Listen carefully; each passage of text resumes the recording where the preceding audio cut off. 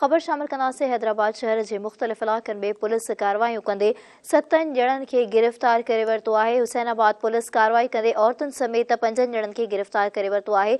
Phuleli police हिक जवाबदार खे गिरफ़्तार करे वरितो आहे, जंहिं वटां 10 लीटर कचो शराब हथ कयो वियो आहे।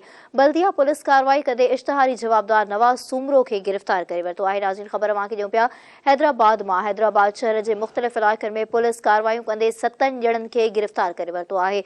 हुसैनाबाद पुलिस कार्रवाई कंदे औरतुनि समेत 5 ॼणनि खे गिरफ़्तार करे वरितो आहे। फुलेली पुलिस हिक जवाबदार खे गिरफ़्तार करे वरितो आहे, जंहिं वटां 10 लीटर कचो शराब हथ कयो वियो आहे। बल्दिया पुलिस कार्रवाई कंदे इश्तिहारी जवाबदार नवाज़ सूमरो खे गिरफ़्तार करे वरितो आहे। नाज़रीन, अपडेट कर रहे आहियूं अव्हांखे हैदराबाद मां। हैदराबाद शहर के मुख़्तलिफ़ इलाक़नि में पुलिस कार्रवाइयूं कंदे 7 ॼणनि खे गिरफ़्तार करे वरितो आहे।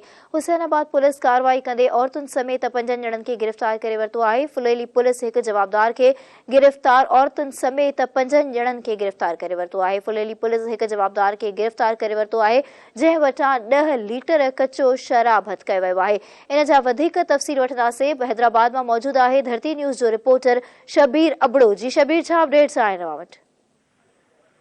बिल्कुल, हैदराबाद में हुसैनाबाद, फुलेली, मक्की शाह और बल्दिया पुलिस मुख़्तलिफ़ हंधनि ते कार्रवाइयूं करे 3 औरतुनि समेत 8 ॼणनि खे गिरफ़्तार करण की दावा कई है। उन हवाले से मक्की शाह पुलिस की दावा है तो उन्होंने कच्चे किले भरिसां कार्रवाई करे मंशाद फिरोज काशिफ यूसुफज़ई के 10 अदद शराब की बोतल समेत गिरफ़्तार किया है। जेको है हुसैनाबाद पुलिस की दावा है तो उन्होंने ऑटोबान रोड से एक खांगी गेस्ट हाउस से छापो हणी फहाशी के इल्ज़ाम हेठि 3 औरतुनि जंहिंमें आलिया राजपूत, आफिया रहमानी, साइमा शाह, अमजद जमाली और गुलाम शबीर के गिरफ़्तार किया है।